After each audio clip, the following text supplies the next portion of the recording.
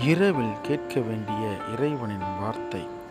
கர்த்தர் விழுகிற யாவரையும் தாங்கி மடங்கடிக்கப்பட்ட யாவரையும் தூக்கி விடுகிறார். சங்கீதம் 145 அதிகாரம் 14 வசனம். ஆம், எனக்கு பிரியமான என் அன்பு தேவஜனமே, ஆண்டவராக இயேசு கிறிஸ்துவின் நாமத்தில் இந்த ராத்திரி வேளையில் உங்களை சந்திப்பதில் நான் மிக்க மகிழ்ச்சி அடைகிறேன். இந்த நாளிலும் இந்த வேத வசனம் சொல்லுகிறது, கர்த்தர் விழுகிறவர்களை தாங்குகிறாராம். பாருங்க, இன்னைக்கு நீங்கள் ஏதோ ஒரு காரியத்தில் விழுந்திருக்கிறீங்களா, ஏதோ ஒரு பாவத்தில் விழுந்திருக்கிறீங்களா, உங்களை ஆண்டவர் தூக்கி விட விரும்புகிறார்.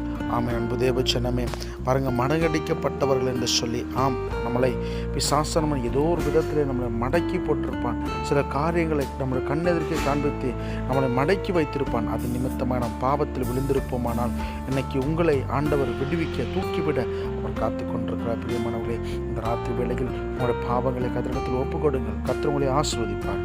ஆமென், ஆமென்.